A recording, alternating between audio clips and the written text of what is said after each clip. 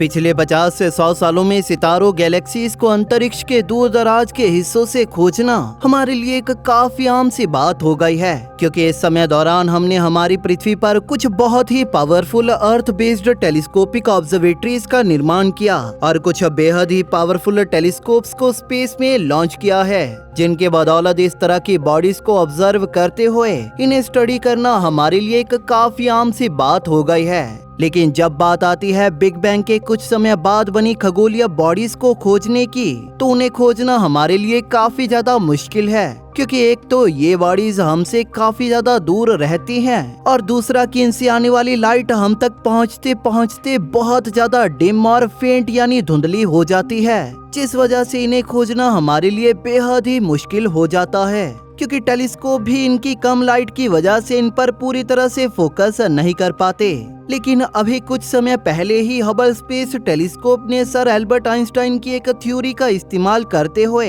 एक ऐसे सितारे की खोज की है जो कि काफी ज्यादा रहस्यमय है। इस मिस्टीरियस सितारे को वैज्ञानिकों ने आर्नडेल नाम दिया है, जो कि अपने मास के मामले में हमारे सूर्य से 50 गुना मैसिव है और जिसका निर्माण बिग बैंग के महज 900 मिलियन सालों बाद हुआ था। आखिर इस सितारे को खोजना कितना ज्यादा डिफिकल्ट था और इस खोज के लिए हबल स्पेस टेलीस्कोप की टीम के वैज्ञानिकों ने आइंस्टाइन की किस थ्योरी का इस्तेमाल किया, आइए जानते हैं।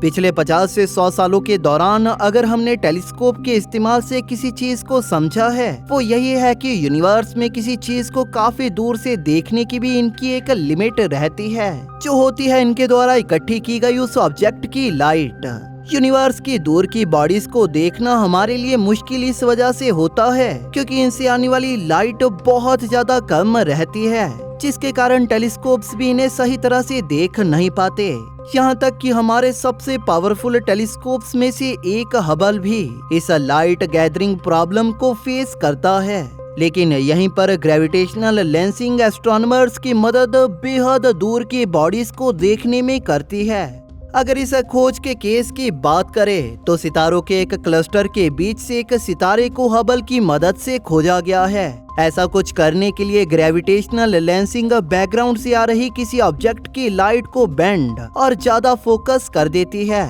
सर एल्बर्ट आइंस्टाइन की थ्योरी ऑफ जनरल रिलेटिविटी से हम ये जानते हैं कि स्पेस में जो काफी ज्यादा मैसिव ऑब्जेक्ट रहते हैं वो अपने आसपास के स्पेस टाइम को डिफॉर्म कर देते हैं और तब ये ऑब्जेक्ट एक मैग्नीफाइंग ग्लास की तरह काम करते हुए इनके पीछे से आने वाली लाइट को पूरी तरह से फोकस कर देते हैं। इस ग्रेविटेशनल लेंसिंग के इस इफेक्ट को एल्बर्ट आइंस्टाइन की थ्योरी ऑफ जनरल रिलेटिविटी के जरिए पहली बार प्रेडिक्ट किया गया था। जैसे कि मैंने बताया कि ये नया मिला सितारा अपने मास के मामले में हमारे सूर्य से 50 गुना मैसिव है और इससे कई लाख गुना ज्यादा चमकदार भी। लेकिन इन चीजों के बाद भी ऐसे किसी इतने चमकदार और इतने ज्यादा मास वाले किसी सितारे को उन दूरियों पर खोजना हमारे लिए किसी तरह से भी मुमकिन नहीं था। लेकिन कुछ खास कंडीशंस की बदौलत ही हम इस सितारे को खोज पाए हैं। ब्रायन वेल्क, जो कि जॉन्स हॉपकिंस यूनिवर्सिटी में एस्ट्रोनॉमी और एस्ट्रोफिजिक्स के एक पीएचडी कैंडिडेट हैं और जो इस नई खोज के लीड ऑथर हैं, उनका कहना है कि हबल से मिले करंट डेटा से हम इससे जुड़ा कुछ ज्यादा तो नहीं कह सकते,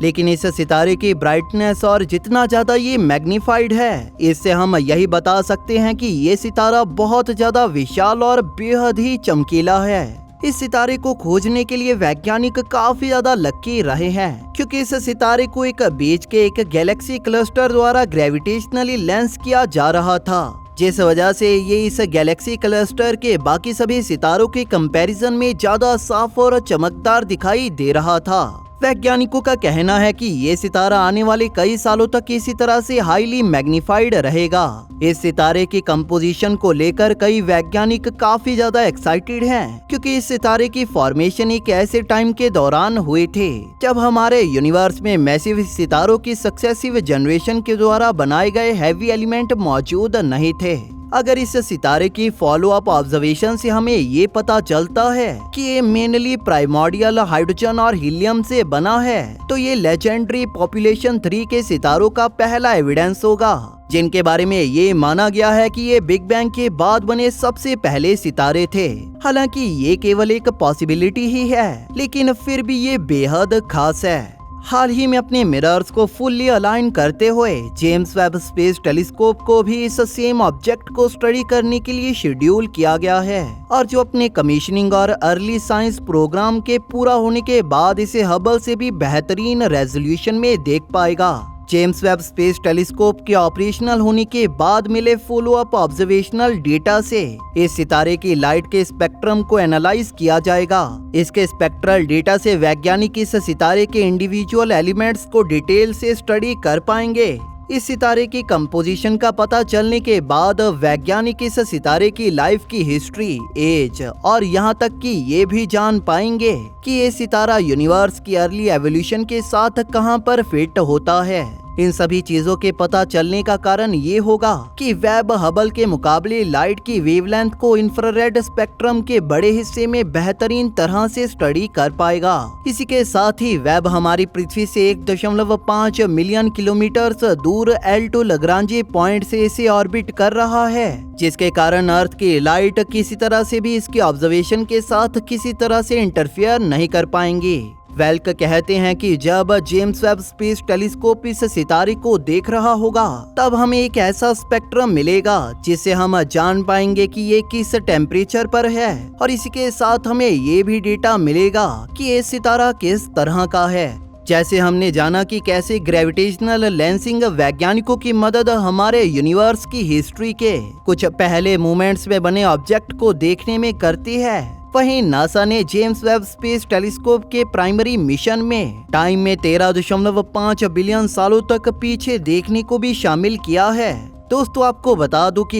ये हमारे यूनिवर्स का वो टाइम था जब इसमें पहले सितारों और गैलेक्सीज की फॉर्मेशन हुई थी। इसी के साथ जेम्स वेब स्पेस टेलीस्कोप का इंफ्रारेड विजन इसे इन पहले सितारों और गैलेक्सीज को देखने में मदद करेगा, क्योंकि ये सभी खगोलीय ऑब्जेक्ट हमसे एक बहुत ही तेज स्पीड से दूर जाते जा रहे हैं, जिस वजह से इनसे आने वाली लाइट धुंधली होने के साथ ही रेड शिफ्टेड भी होती जा रही है। इन ग्रेविटेशनल लेंसिंग इवेंट को खोजना भी एक काफी टफ काम है। इस वजह से वैज्ञानिकों का कहना है कि अकेला वेब ही इन लेंसिंग इवेंट को स्टडी करने के लिए हमारा एक लौता टूल नहीं होगा। ऐसे इवेंट को देखने के लिए एक वाइड फील्ड स्पेस टेलीस्कोप सबसे बेहतरीन रहेगा, क्योंकि ये बाकी के टेलीस्कोप्स के कंपैरिजन में ज्यादा इवेंट को देख पाने के काबिल रहेगा, क्योंकि ऐसी ऑब्जर्वेटरीज एक बार में ही स्पेस के एक बड़े हिस्से को देख पाने में सक्षम रहेंगी। नासा 2027 में Nancy grace Roman space telescope को लॉन्च करने का प्लान कर रहा है, जो कि हबल के कंपैरिजन में एक वाइडर स्टार फील्ड को लगभग सेम ही रेजोल्यूशन से देख पाएगा। इसके बारे में एक एस्ट्रोफिजिसिस्ट अलेक्जेंडर कहते हैं कि Nancy grace Roman space telescope हमें हबल के जैसे ही इमेजेस देगा, लेकिन जिनमें आसमान का एक बड़ा हिस्सा कैद होगा, जिससे हम इन इवेंट्स को बड़ी आसानी से देख पाएंगे।